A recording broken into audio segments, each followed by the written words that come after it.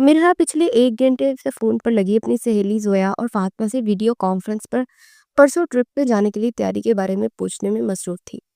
मैं तो कहती हूँ कि डेट की जगह 2 हफ्ते गुजारने चाहिए हमें। आगे गिलगित और स्कर्दो भी तो हो आएंगे ना। क्या ख्याल है तुम दोनों का? मिरहा ने दोनों की राय जानने की कोशिश की। यार मिरहा, नहीं जा सकते ना 2 हफ्तों के लिए। यूनिवर्सिटी से इतने दिन छुट्टी करना मुश्किल है, वैसे भी एग्जाम सर पर है। फातिमा ने वजाहत दी। फातिमा यार, हर वक्त पढ़ती रहती हो, कुछ आउटिंग भी तो होनी चाहिए ना। आखिरी बार हम कॉलेज गए थे साथ, 3 साल बाद प्लान बनाए, तो खराब नहीं करो इसको। हम 2 हफ्ते के लिए जा रहे हैं और तुम भी 2 हफ्ते के लिए साथ जा रही हो। अब मजीद एक लफ्ज ना सुनूं मैं। जोया ने डांटने के से अंदाज में फातिमा को मुखातिब किया, जिस पर फातिमा का मुंह बन गया। लेकिन करना तो वही था जो अक्सरियत का फैसला था। अच्छा ये बताओ, कपड़ों में क्या क्या लेकर जाना है साथ? एक तो जैकेट्स, हुडीज, स्वेटर्स सब रख लिए हैं क्योंकि वहाँ बहुत सर्दी होती है। बाकी थोड़े देसी ट्रेडिशनल ड्रेसेस रखने हैं। जीन्स, पैंट्स, टॉप्स वहाँ पहन नहीं सकते, फातिमा ने कहा, जिस पर मिराह का जवाब आया, भाई मैं तो रख रही हूँ जीन्स, पैंट्स, टॉप्स सब पहनूंगी। मिराह, तुम तो शॉर्ट्स भी पहन सकती हो बहन, लेकिन वहाँ के ट्रेडिशन को भी तो फॉलो करना पड़ेगा ना। जोया ने हंसते हुए कहा, यार कुछ नहीं होता, इतने सुलझे और अच्छे लोग हैं उन तमाम इलाकों के। दुनिया के हर कोने से लोग आते हैं, वहाँ के लोग उस डाइवर्सिटी के आदी हो चुके हैं। और वैसे भी वहाँ के लोग मेहमान नवाजी के लिए जाने जाते हैं। तो सिटी से ज़्यादा वहाँ इंसान वेस्टर्न ड्रेसेस में ज़्यादा सेफ महसूस करता है। बिरहा ने एक बारीक नुक्ता फलसाना अंदाज में पेश किया, जिस पर जोया और फातिमा दोनों मुस्कुराई। जोया ने कहा, डियर मिरहा, इससे पहले कि तुम्हारा फलसफा शुरू हो जाए, हम परसों मिलते हैं सुबह 10 बजे। मैं और फातिमा तुम्हारी तरफ आएंगे और वहां से फिर हम निकल जाएंगे, 3 crime partners on a mission. तीनों ने वक्त तय करते हुए गुड बाय कहा। अगला दिन तीनों का तैयारी में था। कैंपिंग का साजो सामान, कमरे, हत्ता कि हर एक चीज जो ऐसे मौकों पर काम आ सकती है, वो बैग्स में पैक कर ली गई थी। जोया और फातिमा तयशुदा दिन और वक्त पर मिरहा के घर पहुंच गई, जहां उन लोगों ने मिरहा के साथ होकर जीप में सामान सारा डाल दिया और मिरहा के वालिद ने ड्राइवर उनके साथ लगा दिया। ड्राइवर 60 साल अंकल थे, जिनके साथ मिरहा का बचपन से बहुत लगाव रहा था।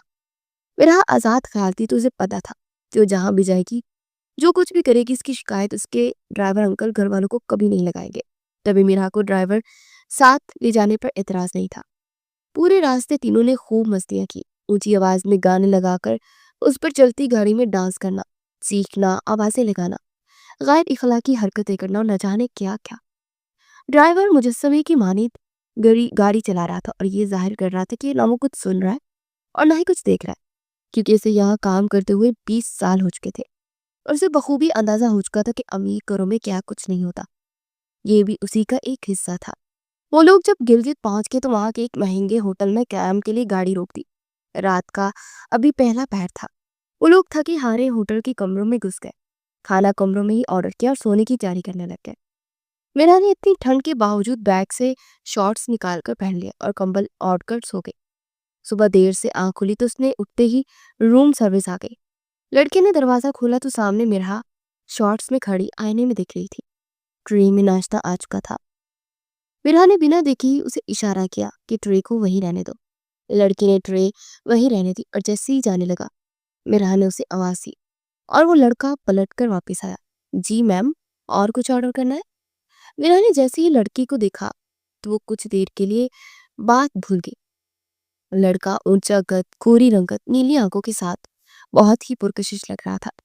मिरहा भूल गई थी कि उसे क्या कहना था, मगर वो इस लड़के पर से नजरें नहीं हटा पा रही थी। लड़का मुसलसल नीचे देखकर हाथ बांधे खड़ा ऑर्डर का इंतजार कर रहा था। मिरहा ने कुछ देर बाद महसूस किया कि इसकी खामोशी बहुत ही गैर मुनासिब माहौल पैदा कर रही है। मिरहा ने बिना सोचे समझे कहना शुरू किया, हाँ ऐसा करो, तुम पानी लेकर आओ। पानी का गिलास ट्रे में पड़ा है मैम। लड़के ने बिना तवक्कुफ के जवाब दिया। मिरहा ने ट्रे की तरफ देखा और फर्जी सर खुजाते हुए कहा, अच्छा हाँ, तुम जूस ला दो 1 गिलास। लड़के ने फिर से फौरन से जवाब किया, मैडम जूस भी ट्रे में मौजूद है। इस बार मिरहा को शर्म के मारे कुछ भी समझ नहीं आया और वो कुछ देर सोचती रही। मैं जाऊं मैम? लड़के ने कहा। मिरहा ने बुझे चेहरे के साथ सर हिलाकर जवाब दिया, لڑکا جیسے ہی دروازہ کھول کر نکلنے ہی والا تھا کہ میرا کے دماغ میں ایک آئیڈیا آیا. لسن، مجھے بلیک سالٹ چاہیے. لڑکے نے کچھ دیر میں لانے کا کے لیے کہا اور چلا گیا. اتنے مرحا نے جلدی سے موبائل اٹھایا اور من ہی من میں سوچنے لگی کہ مجھے فاطمہ اور زویا کو بلانا چاہیے. مگر اگلے ہی لمحے اس سے سوچا کہ نہیں، ابھی نہیں، پہلے خود تھوڑی موت مستی کرنی چاہیے، پھر یہ ان کو بتانا صحیح رہے گا. مرحا نے جلدی سے کپڑے بدلنے کا سوچا مگر پھر واپس آ گئی کہ شارٹس زیادہ بہتر رہے گا. تھوڑی دیر بعد پھر دروازے پر دستک ہوئی، آواز آئی. Room service. اسی لڑکے کی آواز تھی جس پر مرحا نے اسے اندر آنے کو کہا. لڑکا ہاتھ میں نمک کا چھوٹا سا ڈبہ تھامے مرحا کے سامنے ٹرے میں رکھ دیا. یہ لیجیے میڈم، اور کچھ چاہیے تو بتا دیجیے گا. اور پھر وہ جانے ہی والے تھے مگر مرحا کو لڑکے کا جانا پسند نہیں تھا. پھر سے بہانے سے اسے روک لیا. ٹرے میں سے ناشتہ کرتی ہوئی مرحا نے پوچھا، what's your name young man? لڑکا کچھ نہ سمجھنے والے انداز میں کھڑا دیکھتا رہا. مرحا نے نظر اٹھا کر دیکھا تو اس کے سینے پر لگا بیچ نظر آیا جس پر لکھا تھا ہاشم حیات. یہ ہے بیچ پر، ہاشم حیات. بہت پیارا نام ہے. مرحا نے تعریف کی. لڑکے نے مسکرا کر شکریہ ادا کیا مگر اگلے ہی الفاظ سن کر ہاشم کے چہرے کا رنگ اڑ گیا. بالکل تمہاری طرح ہے نا؟ اور یہ کہتے ہی مرحا مسکرا کر ہاشم کی طرف دیکھنے لگی جو نظریں جھکائے کھڑا تھا اور اس کے چہرے پر شرمندگی کے آثار نمایاں تھے. ارے تم تو بلش کرنے لگے ہو، اتنا شرمیلا لڑکا میں نے تو آج تک نہیں دیکھا. وہ ہنسنے لگی اور ہاشم آہستہ سے نکلنے لگا مگر مرحا نے پھر سے آواز دی اور وہ پھر سے پلٹ کر ہاتھ باندھ کر کھڑا ہو گیا. بیچ نمبر 37. چلو صحیح ہے، اب جا سکتے ہو. تو مرحا نے اس کے بیچ کے نمبر پر غور کرتے ہوئے کہا. تینوں تیار ہو کر سیر کرنے نکل گئی تھی. تینوں نے پرفضا ماحول سے خوب لطف اٹھایا. وہاں سیلفیاں کھینچی، ویڈیوز بنائی اور خوب موج مستی کی. وہاں کے لوکل دکانداروں سے مذاق کرنا اور بچوں بچیوں کے ساتھ گھل مل کر جانا ان تینوں کی خاصیت تھی اور تینوں نے یہی سب کیا. وہ شام کو سورج ڈھلنے تک ان وادیوں میں گھومتے رہے اور سب کچھ بھول کر وہ تینوں دوست اپنی زندگی کی ان حسین لمحات سے خوب لطف اندوز ہو رہی تھی. بڑے شہروں سے آنے والوں کے لیے یہ سرسبز وادیاں اور بھی اہمیت کی حامل ہوتی ہے کیونکہ شہر کی تیز رفتار زندگی، مصروفیات، شور، آلودگی، ان سب سے ہو کر جب وہ ان کی طرف ماحول میں آتے ہیں جہاں کا منظر ان سب مسئلے مسائل سے پاک ہوتا ہے، جہاں ہر طرف سکون ہی سکون ہوتا ہے، گہری خاموشی جہاں صرف پرندے بولتے ہیں، ہر طرف سبزہ جہاں آنکھوں کو ٹھنڈک میسر آتی ہے، اور رات کے وقت صاف آسمان، بے شمار چمکتے ستارے جو برقی کمکموں کی طرح آسمان پر نظر آتے ہیں، دل کو چھو جاتے ہیں. جہاں شہر کی تیز رفتار زندگی سے یکسر مختلف زندگی ایک نیا روپ دھار لیتی ہے اور زندگی تھم سی جاتی ہے، جہاں انسان کے پاک وقت میسر آ جاتا ہے، جہاں آلودگی کا نام و نشان تک نہیں ہوتا، جہاں کے لوگ خالص ہو تو یہاں بھی شہری لوگوں کا دل چاہتا ہے کہ وہ تا عمر ان وادیوں میں زندگی گزارے. مگر ایسا ممکن بھی تو نہیں نہ ہوتا. شام کو جب وہ تینوں ہوٹل میں واپس آئی تو تینوں مرحا کے کمرے میں جمع ہو گئی. یار، یہاں کی زندگی کتنی خوبصورت، کتنی خالص ہے، ہر چیز کتنی سلیقے سے ہوتی ہے، لوگوں کا رہنا سہنا، یہاں کا نظارہ، ہر چیز کتنی پیاری ہے. فاطمہ نے متاثر ہوتے ہوئے کہا، یہیں رہ جاؤ، اگر دل لگ گیا ہے تو کسی لڑکے سے شادی کروا دیں گے تمہاری. زویا کی بات پر زویا اور مرحا ہنستے تھے جس سے فاطمہ کا اتنا اچھا موڈ خراب ہو گیا تھا. فاطمہ نے چائے پینے کا مطالبہ کیا جس کو زویا اور مرحا کی بھی سپورٹ حاصل ہو گئی اور زویا نے ریسیپشن پر فون کر کے 3 کپ چائے منگوائی. صبر کرو، ابھی کچھ دیر میں روم سروس والا لڑکا آ جائے گا، بہت ہی داشین ہے یار، میرا آج صبح کا ناشتہ وہ لے کر آیا تھا، بہت ہینڈسم ہے. مرحا نے مسکراتے ہوئے دونوں کو آگاہ کیا. زویا جو کہ لڑکوں کے معاملے میں تھوڑی زیادہ انٹرسٹ رکھتی تھی اس نے تجسس سے پوچھا، فلرٹ تو کیا ہوگا تم نے؟ تھوڑا سا. مرحا نے ہاتھ کے اشارے سے سمجھا کر بات سے مزہ لیتے ہوئے کہا، کسی کو تو بخش دیا کرو تم دونوں، پیارا لڑکا دیکھا نہیں اور فلرٹ کرنا شروع ہو جاتی ہو تم دونوں. فاطمہ نے سمجھاتے ہوئے کہا، اوہو تم نہ کرو نا، ہم تو کریں گے، and we are doing this for fun. Zoya نے کہا، تو ایک دو کے ساتھ فن کے لیے ہوگا نا، ہر پیارے لڑکی کے ساتھ تو نہیں نہ ہوتا. فاطمہ نے یہ بات کہی کہ دروازے پر دستک ہوئی. روم سروس حاضر تھا. لڑکا ٹرے لیے اندر آیا اور ٹرے میز پر رکھ دیا. تینوں دیکھتے ہی ساکت رہ گئی. لڑکا باہر نکلا اور زویا اور فاطمہ ایک دوسرے کو دیکھ کے ہنسنے لگی. کیونکہ یہ کوئی اور نہیں جس کی رنگت کالی تھی اور دیگر نقوش بھی قدرے کم خوبصورت تھے۔ بہت دیر تک وہ ہنسنے کے بعد جب ہنسی پر قابو پا لیا تو زویا نے کہا، یار یہ کتنا ہینسم تھا، میرا کی شادی کروا دیتے اس کے ساتھ۔ فاطمہ زویا پھر سے ہنسنے لگی، مگر مرحا کچھ نہیں بول پا رہی تھی۔ چائے پر دونوں نے مرحا کو خوب تنگ کیا مگر مرحا کچھ نہ کہہ سکی۔ رات دیر تک وہ تینوں گپے ہانکتے رہے اور بیچ بیچ میں مرحا کو بھی تنگ کرتے رہے۔ جب سونے کے لیے جانے لگے تو مرحا نے ان کو کل صبح کا ناشتہ ایک ساتھ کرنے کا مشورہ دیا، جس کو سب نے مان لیا اور طے ہوا کہ کل کا ناشتہ مرحا کے کمرے میں ہوگا۔ صبح ہونے کی دیر تھی کہ مرحا نے ناشتے کا آرڈر دے دیا اور تیار ہو کر دونوں کے کمروں کے باہر باری باری حاضری دیتے دونوں کو ناشتے کے لیے آنے کا کہا۔ زویا اور فاطمہ دونوں فریش ہو کر آ گئی تھی۔ مرحا نے فون لگا کر ناشتہ منگوا دیا اور ساتھ یہ بھی بتا دیا کہ نمبر 37 کو بھیج دے۔ تھوڑی دیر گزری تھی کہ روم سروس کی آواز کے ساتھ دروازے پر دستک ہوئی۔ مرحا نے اندر آنے کو کہا اور ہاشم ٹرالی لے کر اندر آیا۔ یہ ہے مسٹر ہاشم حیات اور میں اسی کا ذکر کر رہی تھی۔ یہ ناشتہ لے کر آیا تھا۔ مرحا نے رات والی باتوں کا بدلہ لیتے فخریہ انداز میں بمیں چڑھا کر زویا اور فاطمہ کو باری باری دیکھا۔ زویا اور فاطمہ نے ہاشم کو دیکھتے پل بھر کو پلکیں نہیں چپکائی تھی۔ اور کچھ منگوانا ہو تو بتا دیجیے گا۔ ہاشم نے ممکنہ طور پر طویل ہونے والی گفتگو کو مختصر کر دیا اور چلنے لگا۔ ارے کدھر جا رہے ہو مسٹر ہاشم؟ زویا نے اسے پکارتے ہوئے کہا۔ میں یہاں ملازمت کرتا ہوں تو ڈیوٹی تو کرنی پڑے گی نا، ہاشم نے کہا، لیکن جب تک ہم آپ کی ڈیوٹی سے سیٹسفائی نہیں ہوں گے تب تک اب ڈیوٹی پوری نہیں ہوگی نا، ایسا ہی ہے نا؟ زویا نے زمائنی انداز میں سوال کیا، جس سے مرحا اور فاطمہ کو اندازہ ہو گیا کہ وہ ہاشم پر لائن ماری ہے۔ جی ایسا ہی ہے۔ ہاشم نے ہمیشہ کی طرح نظریں جھکائے ہاں میں سر ہلایا۔ تو پھر بیٹھو یا ہمارے ساتھ ناشتہ کرو۔ زویا نے پھر سے وہی انداز اپنایا۔ ہاشم جو اب اس سوچ میں تھا کہ اس مرحلے سے کیسے گزرا جائے، اتنے میں مرحا نے اسے مخاطب کیا، ہاشم بیٹھ جاؤ، کچھ نہیں ہوتا۔ دیکھیں میڈم، ہاشم نے اپنی بات سمجھانے کے لیے غرض سے جیسے مرحا کی طرف دیکھا تو وہ مرحا کی خوبصورتی میں کھو گیا۔ پہلی بار شاید اس نے کسی لڑکی کو اتنے غور سے دیکھا، وہ بھی انجانے میں۔ میڈم مرحا، میں مرحا ہوں، یہ فاطمہ ہے، اور یہ جو بھی تم سے فلرٹ کر رہی تھی نا یہ زویا ہے۔ باری باری سب کی تعارف کرواتے فاطمہ اور مرحا زور سے ہنس رہی تھی، مگر ہاشم ابھی بھی گمسم کھڑا نیچے دیکھ رہا تھا۔ اس کے دل کی دھڑکن تیز ہو گئی تھی۔ ارے ہاشم بیٹھ جاؤ، چپ چاپ کہہ رہے ہیں تو، اور تم سمجھو کہ تم اپنی ڈیوٹی نبھا رہے ہو، فاطمہ نے کہا۔ مرحا نے اس کے لیے پاس ہی بیڈ پر جگہ بنا دی تھی، اسے بیٹھنے کا کہا۔ مرحا کے پاس وہ ڈرتے ڈرتے بیٹھ گیا۔ مرحا شارٹس میں تھی اور ٹاپس کی آستین بھی نہ ہونے کے برابر تھی۔ ہاشم کے دل کی دھڑکن جو پہلے ہی تیز ہو چکی تھی مرحا کے پاس بیٹھتے مزید تیز ہو گئے۔ اسے لگا اس کی سانس بند ہونے لگی ہے۔ بنا کچھ سوچے سمجھے وہ تذبذب میں اٹھ کر کمرے سے باہر نکل گیا۔ راہداری سے ہوتے وہ نیچے کھلی فضا میں آیا، باؤ ٹائی کھول دی اور لمبی لمبی سانسیں بھرنے لگا۔ کچھ دیر میں سانس بحال ہو گئی مگر اس کی دلی کیفیت عجیب سی ہو گئی تھی۔ وہ بہت الجھا ہوا سا محسوس کرنے لگا تھا۔ اس نے طبیعت ناسازی کا کہہ کر انتظامیہ سے چھٹی لی اور ہوٹل انتظامیہ کے ملازمین کے لیے بنائے کے ہوٹل کے روم میں آ کر بے سد لیٹ گیا۔ وہ لوگ ناشتہ ختم کر چکے تھے مگر ان کے بیچ ہاشم کا تذکرہ ابھی عروج پر تھا۔ مرحا نے فخریہ انداز میں کہا، ہاں بھئی بتاؤ، اب ہے نا ہینڈسم؟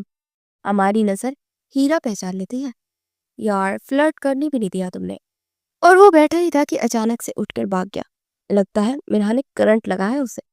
زویا نے مسکراتے ہوئے کہا، اتنی ٹھڑکی کیوں ہو تم؟ ذرا سا ہینڈسم لڑکا دیکھا نہیں اور فلرٹ کرنے لگ جاتی ہو۔ فاطمہ نے زویا کو سختی سے کہا، صرف میں فلرٹ کر رہی تھی، مرحا کو نہیں دیکھا کیا؟ اپنے ساتھ بٹھا دیا تھا، وہ تو میں منہ میں نوالا دینے والی تھی مگر لڑکا بھاگ گیا۔ زویا کی بات سے فاطمہ اور زویا دونوں ہنس پڑی۔ ہنسو ہنسو، اتنا پیارا شریف لڑکا ہو تو نوالا دینا تو بنتا ہی ہے۔ مرحا کی اس بات پر زویا اور فاطمہ دونوں نے ایک ساتھ مصنوعی حیرانگی دکھاتے یک زبان ہو کر کہا، او ایم جی۔ آج پھر سے تیار ہو کر تینوں سیر کرنے چل گئی۔ سرسبز شاداب و وادیوں میں گھومتے پھرتے باقی دنیا سے بیگانہ ہو کر وہ تینوں سہیلیاں موج مستیوں میں مصروف تھی۔ شام تک خوب موج مستی کے بعد سورج ڈھلتے ہی وہ تھکے ہارے ہوٹل میں آئی اور آتے ہی چائے آرڈر کی۔ شام کی شفٹ میں تبدیلی ہوئی اور ایک اور لڑکا چائے لے کر آیا۔ اس نے ہاشم کے بارے میں دریافت کیا تو معلوم ہوا کہ اسی ہفتے صبح سے دوپہر کی شفٹ میں ہے۔ مگر اس کی طبیعت خراب ہو گئی تھی تو وہ آج جلدی چلا گیا۔ ہاشم کی طبیعت ناسازی کا ماجرا نیا تھا اور اب اس کو ڈسکس کرنا باقی تھا۔ دیکھا، میں نے کہا بھی تھا کہ اس سے زیادہ تنگ نہیں کرو، مگر تم دونوں میری بات ہی نہیں سنتی ہو۔ فاطمہ نے شکوہ کیا۔ ارے میری دوست کو اس کی اتنی فکر کیوں ہو رہی ہے؟ دل تو نہیں آ گیا سچ میں اس ہینڈسم لڑکے پہ؟ زویا نے فاطمہ کو چھیڑتے ہوئے کہا۔ پیارا تو ہے، دل تو آنا ہی تھا اس کا۔ شادی کر لو یار اس لڑکے سے، ہم بھی کبھی کبھار چکر لگا رہیا کریں گے، کیا خیال ہے؟ میرا نے چھیڑنے میں مدد کی۔ فاطمہ کو ہاشم کے ذکر کرنے سے کوئی مسئلہ نہیں تھا، بلکہ اس کو تو اچھا لگنے لگا تھا۔ کبھی وہ مسکرائی جا رہی تھی۔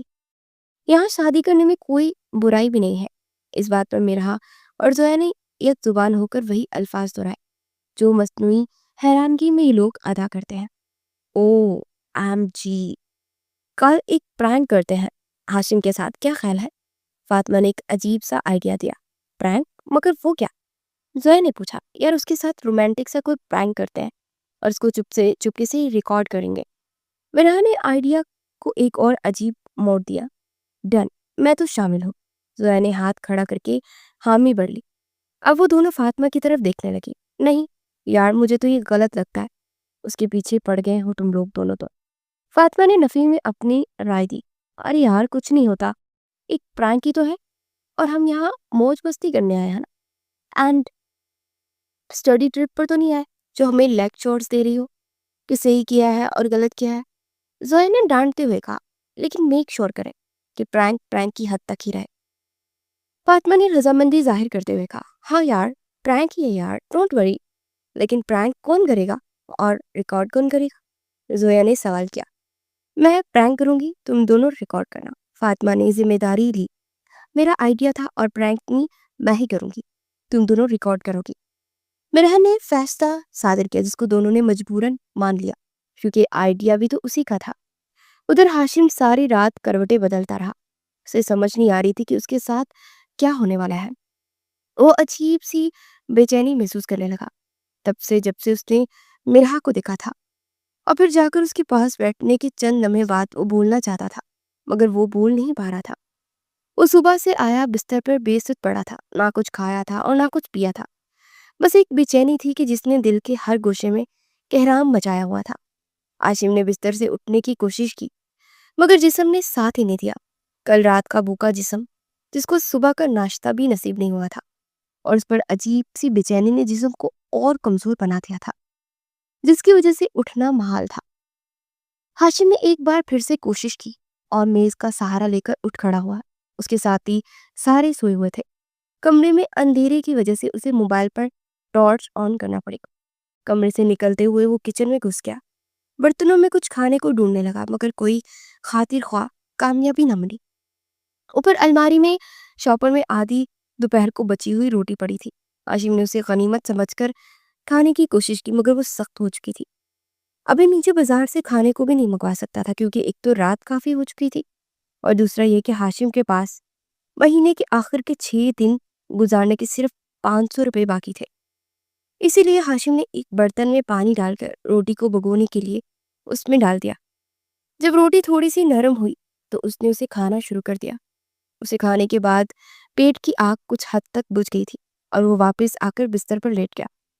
لیٹتے ہی پھر وہی مناظر نظروں کے سامنے گردش کرنے لگے، وہی آنکھوں کا آنکھوں سے ملنا، مرہا کا ہنستا ہوا حسین چہرہ بار بار اس کی ذہن کے پردے سے ٹکرا رہا تھا۔ یہ سوچتے سوچتے کب اس کی آنکھ لگ گئی اسے کچھ خبر نہ ہوئی۔ کل صبح کا سورج طلوع ہوا تو تینوں کو پتا تھا کہ کیا کرنا ہے۔ ہاشم جو کہ کل والے واقعے کی وجہ سے پہلے ہی بہت عجیب کیفیت میں تھا، آج پھر سے ڈیوٹی کے لیے تیار تھا مگر اسے نہیں پتا تھا کہ آج کچھ ایسا ہونے والا جو کہ اس نے کبھی اپنی 5 سالہ نوکری میں بھی نہیں دیکھا ہوگا۔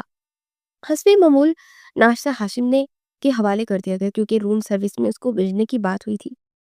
پچھلی 3 دنوں کی طرح ہاشم ناشتہ لے کر آیا اور حسب توقع ناشتے پر دروازے پر دستک دیتے ہوئے آواز دی۔ روم سروس اندر آنے کی اجازت مل گئی مگر جیسے وہ کمرے میں اندر داخل ہوا کمرے کا ماحول ہی مختلف تھا، بہت ہی خوبصورت سی مہک ہوا میں تھی۔ میرا حسب معمول مغربی لباس سے تن کیے سامنے کرسی پر بیٹھی ہاشم پر نظریں جمائے ہوئے تھی۔ آگے تم، میں کل سے انتظار میں ہوں کہ تم آؤ گی اور میں تمہیں کچھ بتاؤں گی۔ کچھ بہت ہی خاص، یہ کہہ کر مرہا اٹھ کر ہاشم کے قریب آئی۔ ہاشم کے ماتھے سے ہلکا سا پسینہ نمودار ہوا تھا۔ مرہا اب اس کے اور قریب آ گئی تھی، اتنی کہ سانسیں سننا آسان ہو گیا تھا، مگر ہاشم کا پریشانی سے حلق خشک ہونے لگا تھا۔ ہاشم 2 قدم پیچھے ہوا۔ آپ کو جو کہنا تھوڑا فاصلہ رکھے، فاصلے ہی تو ختم کرنے ہیں، ہمیں قریب ہونا ہے، بہت قریب۔ مرہا یہ کہہ کر ہاشم کے پھر سے قریب آ گئی۔ ہاشم کو کچھ سمجھ نہیں آیا اور اس نے بنا سوچے سمجھے اسے تھپڑ رسید کر دیا۔ کمرے میں سناٹا چھا گیا۔ پردے کے پیچھے چھپی زویا اور فاطمہ بھی حیران اور ششر موبائل فون لیے باہر آ گئی۔ مرہا منہ پر ہاتھ رکھے غیر یقینی سی صورتحال میں دماغ پر زور دے رہی تھی کہ یہ اس کے ساتھ ہوا کیا۔ ہاشم کے جس کو کچھ ہی پل میں اندازہ ہو گیا کہ اس نے بہت بڑی غلطی کر دی ہے۔ وہ کمرے سے باہر جا چکا تھا۔ اب صرف وہ تینوں کمرے میں موجود تھی اور تینوں کے بیچ مکمل خاموشی چھا گئی تھی۔ ان کو یقین نہیں ہو رہا تھا کہ ہوٹل کی ایک ادنا ملازم نے مرہا کو سچ مچ کا تھپڑ دی مارا تھا۔ تھوڑی دیر بعد جب مرہا اس ٹراما سے نکلی، اس نے ہاشم کو انجام تک پہنچانے کا عزم دہرایا۔ میں اب اس کا وہ حشر کروں گی کہ اس کے گھر والے بھی اس کی شکل کو ترستے رہ گئے۔ یہ تھپڑ اسے بہت بال پڑے گا، اس کی زندگی سے بھی زیادہ۔ اگلے ہی گھنٹے مرہا دونوں سہیلیوں سمیت ہوٹل مینیجر کے کمرے میں تھی۔ مینیجر نے مرہا کی بات اور سے سنی اور تائید ان سب باتوں کی اور مرہا کی دوستوں نے کی۔ مرہا نے پھر موبائل فون میں چند سیکنڈ کی ویڈیوز مینیجر کو دکھائی جس میں صاف دیکھا جا سکتا تھا کہ ہاشم مرہا کو تھپڑ مار رہا ہے۔ یہ ویڈیو کا مطلوبہ حصہ تھا جو کہ مرہا مینیجر کو دکھانا چاہتی تھی۔ ہاشم ایک طرف کھڑا کسی گہری سوچ میں ڈوبا تھا، کیونکہ نہ اس کے پاس کوئی ثبوت تھی اور نہ ہی کوئی گواہ موجود تھا، اور وہ تھا بھی سامنے والی پارٹی سے کمزور، تو اسے پتا تھا کہ اس کی نہیں سنی جائے گی، لہٰذا وہ خاموشی سے سب سن رہا تھا۔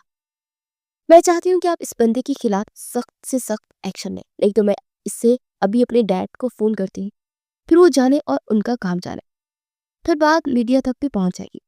مرہا نے مینیجر سے پریشر ڈالتے ہوئے کہا، میڈیا ہم سخت سے سخت ایکشن لیں گے، آپ فکر نہ کریں، ہم ابھی اسی وقت اس کو نوکری سے نکال رہے ہیں۔ مینیجر نے کہا، کیا مطلب نوکری سے نکال رہے ہیں؟ اس کے ساتھ ساتھ میں چاہتی ہوں کہ آپ اس کو پولیس کے حوالے کریں، یہ تشدد کا کیس ہے۔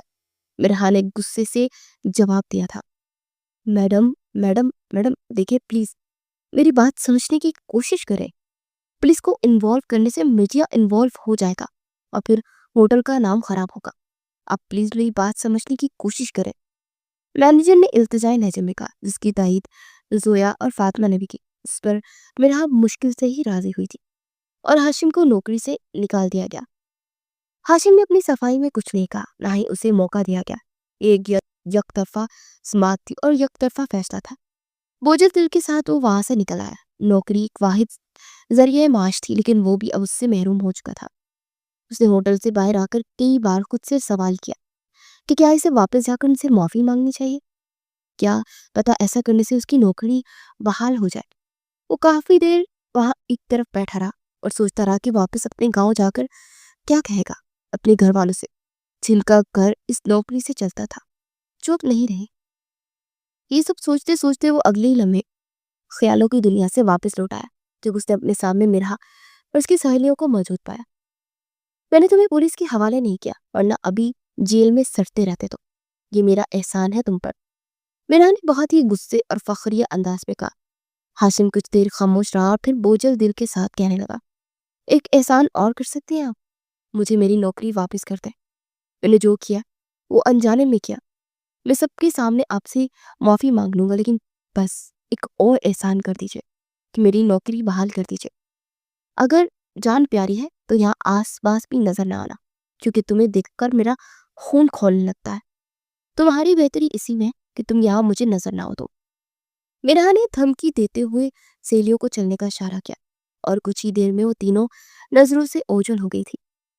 ہاشم کو جواب مل گیا تھا، اس کی نوکری ہمیشہ ہمیشہ کے لیے ختم ہو چکی تھی اور اس کا یہاں رکنا اب وقت ضائع کرنے کے سوا کچھ نہیں تھا۔ رات کو جب وہ تینوں سیر سے لوٹ آئی تو باتوں ہی باتوں میں پھر سے ہاشم کا ذکر چھڑ گیا۔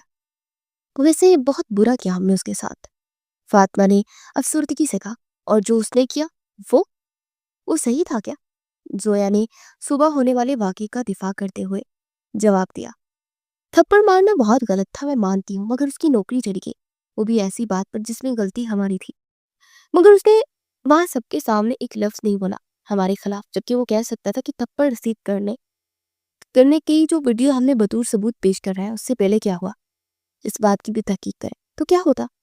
میرا کو فاطمہ کی باتوں پر غصہ آنے لگا، وہ مٹھیاں زور سے بند کرتی ہوئے خاموشی سے ساری باتیں سن رہی تھی، مگر اب وہ غصے سے فاطمہ کو مخاطب کہتے ہوئے کہنے لگی، بس ایک اور لفظ نہیں کہنا، میں نے جو بھی کیا بالکل صحیح کیا، اور اسے میرا احسان مند ہونا چاہیے کہ وہ آزاد ہے، نہیں تو ابھی جیل میں سڑ رہا ہوتا۔ میرا آرام سے، کیا ہو گیا تمہیں؟ کسی غیر انسان کے لیے آپس میں لڑ رہی ہو؟ زویا نے کہا، میں نہیں لڑ رہی، اسی کو شوق ہے دوسروں کی سائڈ لینے کا، میرا نے منہ بناتے ہوئے کہا۔ فاطمہ وہاں اٹھ کر چلی گئی تھی۔ زویا نے اسے روکنے کی کوشش کی، مگر فاطمہ نے کہا کہ وہ تھک چکی ہے اور آرام کرنا چاہتی ہے، مگر یہ بات واضح تھی کہ وہ میرا کی باتوں سے ناراض ہو کر جا رہی تھی۔ اپنے کمرے میں اور آرام کرنے والی بات محض ایک بہانہ تھی۔ صبح ہونے کے بعد تناؤ برقرار تھا، میرا اور فاطمہ کے بیچ گفتگو نہ ہونے کے برابر تھی۔ کہاں جانا ہے آج؟ یہ بات طے کرتے وقت زویا کے سوا باقی دونوں کی عدم دلچسپی کی وجہ سے زویا نے ہی فیصلہ کیا، اور اسی نے ہی پورا شام تک پلان بنایا۔ آج جس وادی کی طرف جانا ہے وہ وادی پہاڑ کی دوسری جانب واقع تھی۔ بیگ میں ضروری سامان لے کر تینوں روانہ ہوں۔ راستہ سخت چٹانوں سے ہوتے ہوئے وادی تک جاتا تھا، اس لیے ہر کوئی وہاں جانے کے بارے میں سوچنا بھی نہیں چاہتا تھا، لیکن یہ تینوں تو اس طرح ایڈونچر کے لیے موقع ڈھونڈتی رہتی تھی۔ اب جب موقع ملا ہی تھا تو کیوں کر پیچھے ہٹتی۔ تینوں نے راستے میں وہاں کے مقامی افراد سے ممکنہ راستوں کے بارے میں پوچھا، جس میں انہیں بتایا جاتا رہا ہر ایک فرد کی طرف سے کہ 3 راستے جاتے ہیں، جس میں سے جو آسان راستہ ہے اس پر سے ہو کر چلے جائیں، کیونکہ لوگ سب اسی سے ہو کر جاتے ہیں۔ مگر ان تینوں نے جان بوجھ کر مشکل ترین راستے کا انتخاب کیا، کیونکہ ان کو ایڈونچر کرنے کا شوق تھا۔ راستہ بہت گھٹن تھا، لیکن تینوں بہت خوشی سے اس منزل کی طرف گامزن تھی۔ میرا اور فاطمہ کے بیچ اب بھی گفتگو نہ ہونے کے برابر تھی۔ زویا تھی جو بول رہی تھی اور دونوں کی توجہ کھینچ رہی تھی اس بات کی طرف کہ ہم یہاں سیر و تفریح کے لیے ہی آئے ہیں، شکلیں بنانے نہیں۔ لیکن فاطمہ کی ناراضگی بجا تھی کہ اس نے صرف ایک عام سی ہی بات کہہ دی تھی، جس پر میرا نے بہت اوور ریئیکٹ کیا تھا۔ راستے پر جیسے ہی وہ آگے بڑھنے لگے، راستہ مشکل سے مشکل ہوتا جا رہا تھا، اور اب جب وہ موڑ آ گیا تھا جہاں سے راستہ مشکل سے 4 فٹ کا تھا اور تقریباً 20 فٹ گہرائی تھی جو کہ راستے کے ساتھ ہو کر جا رہی تھی، تینوں نے راستے کو غور سے دیکھا اور ایڈونچر کو نیکسٹ لیول پر لے جانے کے عزم کے ساتھ وہ باری باری آگے بڑھنے لگی۔ راستہ بہت مشکل تھا، سخت چٹان جس پر کئی بار ان کا پاؤں پھستا، مگر وہ باوجود اس کے آگے بڑھتی۔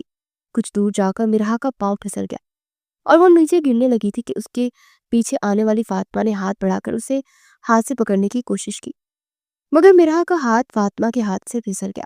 لیکن مرہا نے جو بیگ پہنا تھا اس کی ایک شولڈز کی پٹی اس کی ہاتھ میں آ گئی اور اس نے اسے پکڑ کر مضبوطی سے تھامے رکھا، جب تک زویا بھی آگے مدد کرنے لگی اور مرہا کو واپس کھینچ لیا۔ قیامت کی گھڑی تھی جو آ کر گزر چکی تھی، اور وہ تینوں دم بخود خود بیٹھی سمجھنے سے قاصر تھی کہ پل بھر میں کیا ہو گیا ان کے ساتھ۔ ایڈونچر کے لانے والے کام سے اب خوف آنے لگا تھا ان کو۔ میرا نے بیٹھی بیٹھی فاطمہ کو گلے لگاتے اس کے ماتھے پر بوسہ دیا۔ تھینک یو سو مچ میری جان، تم نے مجھے گرنے سے بچایا، باوجود اس کے کہ میں نے کل رات تمہیں اتنا ہرٹ کیا۔ Thank you so much once again. Zoya نے فاطمہ اور مرہا دونوں کے اتنے جذباتی ہو کر ایک دوسرے سے کافی دیر تک بغل گیر ہوتے دیکھ کر ان کو جوائن کرنے کا ارادہ کیا اور دونوں کے گرد بازو پھیلا کر گلے لگایا۔ تینوں کافی دیر تک وہی اسی پوزیشن میں بیٹھ کر تھوڑی سی باتوں اور ڈھیر سارے جذباتی خیالات کا تبادلہ خیال کیا اور وہاں سے واپس ہوٹل جانے کا ارادہ کیا۔ سارے راستے مرہا فاطمہ کا ہاتھ تھامے چل رہی تھی۔ ہوٹل میں واپسی ہوئی تب بھی وہ فاطمہ کا ہاتھ تھامے کمرے تک آ گئی تھی۔ آرام کرنے کی غرض سے تینوں اپنے اپنے کمرے میں چلی گئی اور رات کھانے پر ملنے کی بات طے ہو گئی، مگر جانے سے پہلے مرہا نے پھر سے فاطمہ کو گلے لگایا تھا۔ وہ کافی دیر تک اسے گلے سے لگائے اس کا شکریہ ادا کر رہی تھی، جو نہ جانے تب سے وہ کئی بار کر چکی تھی۔ رات کو کھانے کے بعد تینوں بیٹھے آپس میں محو گفتگو تھے کہ زویا نے کہا کہ اب یہاں سے کہیں اور چلتے ہیں، یہاں ہفتہ ہونے کو ہے، اور اس کی بات جتنی وادیاں تھی تقریباً سب دیکھ چکے تھے، جس پر فاطمہ اور مرحان نبی تائید کی مہر لگائے، مگر یہاں کسی علاقے کا رخ کرنا چاہیے، یہ ماحول بن گیا تھا۔ مرحان نے رائے دی کہ مری اور پھر وہاں سے کلام چلتے ہیں، لیکن فاطمہ نے مشورہ دیا کہ ان تینوں جگہوں کو ہم کئی بار ایکسپلور کر چکے ہیں، کوئی نئی جگہ تلاش کرتے ہیں اور ہم انٹرنیٹ کا سہارا لیں گے۔ جس کسی نے بھی کوئی نئی خوبصورت علاقے کی کھوج کی، اس کی بات مانی جائے گی۔ تینوں نے موبائل فون میں پاکستان کے شمالی علاقہ جات کی تلاش شروع کر دی۔ تقریباً آدھے گھنٹے تک وہ لوگ نئے سے نئے اور خوبصورت سے خوبصورت علاقے کی تلاش میں لگے رہے، جہاں زیادہ تر لوگوں کو جانے کا موقع نہ ملا ہو۔ اور پھر فاطمہ نے اچانک سے خوشی بڑی چیخ ماری، یس آئی گاٹ اٹ۔ میرا اور زویا بھی اس کی طرف متوجہ ہوئی۔ فاطمہ نے موبائل اسکرین پر دونوں کو دکھاتے ہوئے کہا، ہاں تو پھر ڈن کر لیں۔ میرا اور زویا کی آنکھیں کھلی کی کھلی رہ گئی۔ اسکرین پر نمودار جو تصویر تھی وہ کسی جنت کے نظارے سے کم نہ تھی۔ ہے کہاں پر یہ؟ میرا کے منہ سے حیرت بھرا جملہ ادا ہوا۔ یہ سوات کا علاقہ ہے، جہاز بانڈا۔ بہت کم لوگوں کو پتا ہے اس کا، لیکن یہ خوبصورتی میں بے مثال ہے۔ فاطمہ نے وضاحت دی۔ زویا نے ہاتھ اٹھاتے ہوئے کہا، میں تو جا رہی ہوں یار، کاؤنٹ می ان، میں بھی جاؤں گی۔ آف کورس، اب اتنی پیاری جگہ کون نہیں جانا چاہے گا۔ اس بات میں بینہا نے بھی حامی بھر دی تھی۔ صبح ہوتے ہی تینوں نے سامان پیک کر لیا تھا اور نئی منزل پر روانہ ہو گئی تھی۔ سوات کے مین بازار میں ایک ہوٹل میں قیام کے لیے کمرے بک کر لیے اور کل جہاز بانڈا جانے کا پلان بنایا۔ سوات کی خوبصورتی میں اس طرح کی لوگوں کی نظروں سے اوجھل وادیاں مزید اضافہ کرتی ہے، جب لوگ اچانک سے ان وادیوں میں سیر کرنے چلے جاتے ہیں۔ اور ان کے ساتھ بھی اگلی صبح ایسا ہی ہوا۔ جب وہ تینوں وہاں پہنچے تو وہاں کی خوبصورتی کو دیکھ کر حیرت اور خوشی کے یکساں اثرات ان کے چہروں پر نمایاں تھے۔ وہاں پر سیاحوں کی تعداد سوات کے دیگر علاقوں کی نسبت بہت کم تھی، کیونکہ یہ ابھی زیادہ تر لوگوں کی نظروں سے اوجھل تھا۔ کئی گھنٹے وہاں گھومنے کے بعد انہوں نے وہاں کھانے کے لیے باربیکیو کا انتظام کیا اور کھانے کے بعد وہاں سے واپسی کی راہ لی۔ راستے میں گاڑی خراب ہونے کی وجہ سے وہ ایک اور چھوٹے سے گاؤں کے پاس رکے، جہاں کھیت تھے جس میں سبز لہلہاتی فصلیں اور ارد گرد پہاڑ جن کی چوٹیاں بادلوں میں چھپ گئی تھی۔ اس گاؤں کے حسن میں چار چاند لگا رہی تھی۔ یار چلو اس گاؤں کو ایک نظر جلدی سے دیکھ لیتے ہیں، تب تک گاڑی بھی ٹھیک ہو جائے گی، فاطمہ نے اپنی سہیلیوں سے کہا، جس پر دونوں نے رضامندی ظاہر کی۔ گاؤں کی گلیوں میں کھیلتے کودتے بچے جب ان کو دیکھتے تو کچھ پل کے لیے ایک رک کر ان کو دیکھنے لگتے، کیونکہ شہری ماڈرن لڑکیوں کو دیکھنا ان کے لیے نئی بات تھی۔ کچھ بچے تو ساتھ چلنے لگ جاتے اور تینوں خوشی خوشی بچوں کے ساتھ باتیں کرتی کرتی چلی جا رہی تھی۔ ایک جگہ ایک کھیت میں ہاشم کو کھیتی باڑی کرتے دیکھ میرا ساکت کھڑی اسے گور رہی تھی۔ ہاشم نے ان کو دیکھتے ہی بھاگتا ہوا ان کے پاس آیا اور پشتو میں بچوں سے کچھ کہا، جس سے سارے بچے وہاں سے چلے گئے۔ ان کو دیکھتے ہی فاطمہ کو مخاطب کیا، فاطمہ میڈم آپ اور یہاں خیریت ہے؟ دراصل ہماری گاڑی ادھر پاس ہی کھڑی خراب ہو گئی ہے، تو ہم نے سوچا کہ جب تک ٹھیک نہیں ہو جاتی تب تک اس پیارے سے گاؤں کی سیر کر لیتا ہے۔ بائی دا وے آپ یہاں رہتے ہیں کیا؟ فاطمہ نے پوچھا۔ جی یہ میرا آبائی گاؤں ہے، یہی رہتے ہیں ہم۔ اسے ہاتھ کے اشارے سے ان کو دور ایک گھر دکھایا۔ وہ گھر دیکھ رہی ہے جس کے اوپر بڑا سا پاکستانی جھنڈا لگا ہوا ہے، وہ ہمارا گھر ہے، بہت ہی خوبصورت گاؤں ہے آپ کا۔ مجھے لگا تھا کہ آپ گلگت کے ہیں۔ فاطمہ نے ایک اور سوال پوچھ لیا۔ نہیں میڈم، میں یہی پیدا ہوا ہوں، یہی پلا بڑا ہوں، پھر روزگار کے لیے گلگت چلا گیا تھا، اب پھر سے وہی کھیتی باڑی۔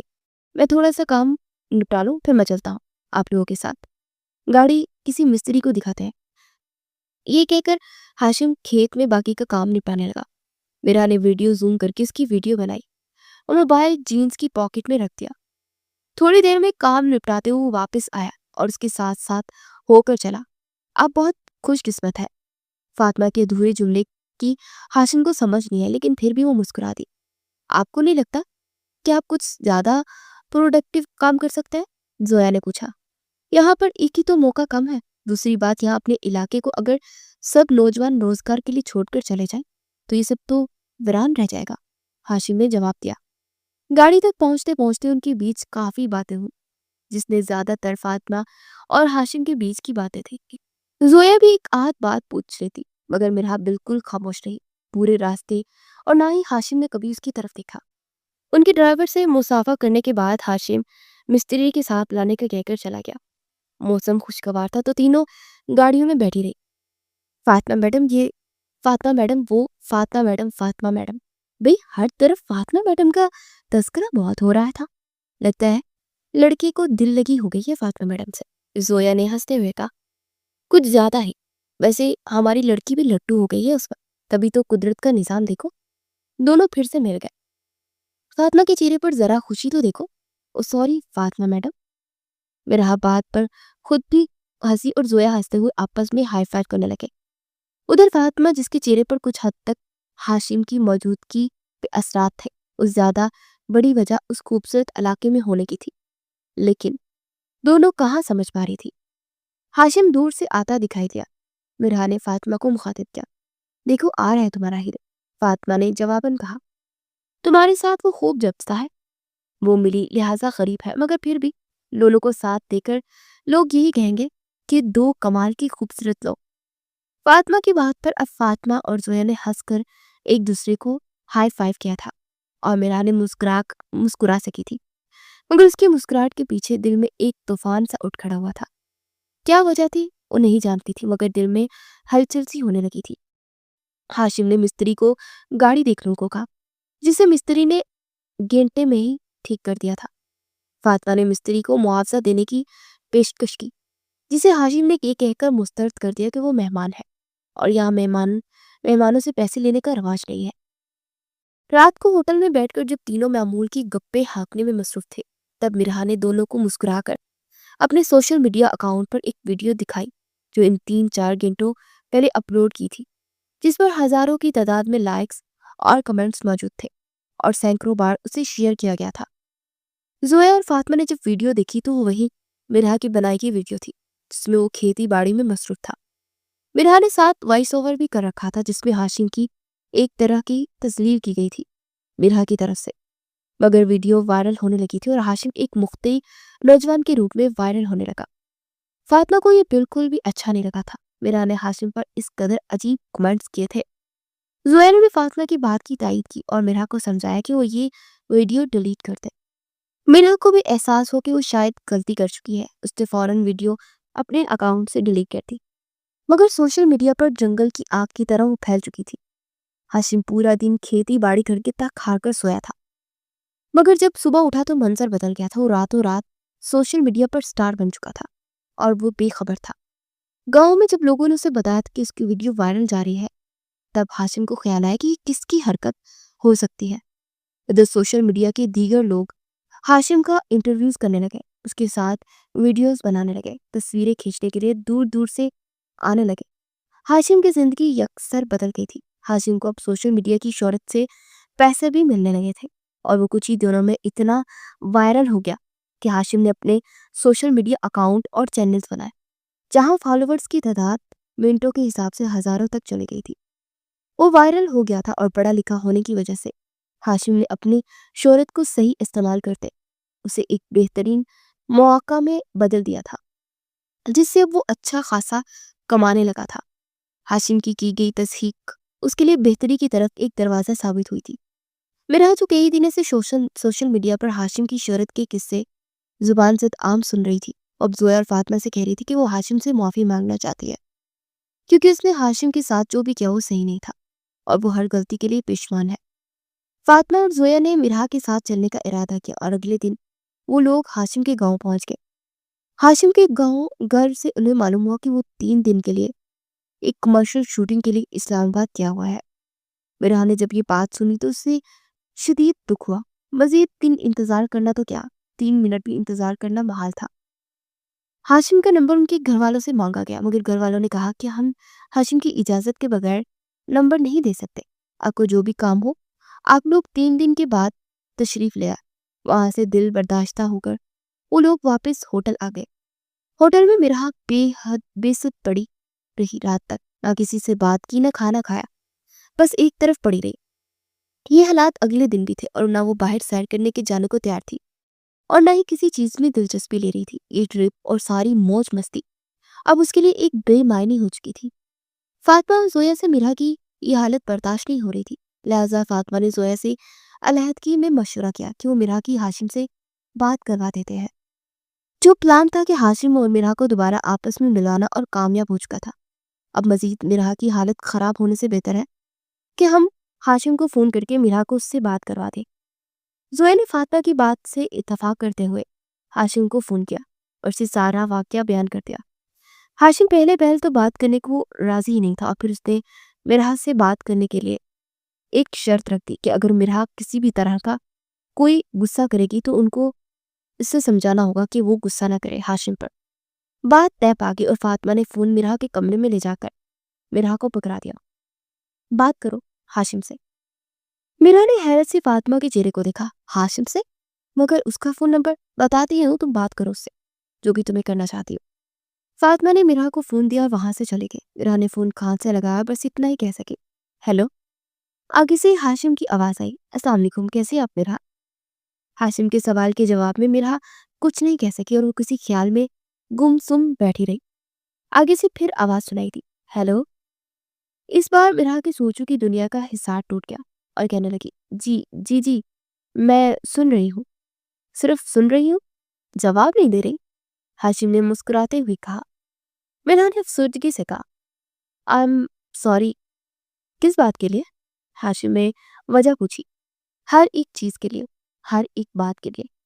میرا کی آنکھوں میں نمی اتر آئی تھی۔ کون سی چیز اور کون سی بات؟ ہاشم نے چھیڑنے کے سے انداز میں پوچھا۔ طنز کر رہے ہیں آپ؟ لیکن طنز کرنا بنتا بھی ہے آپ کا۔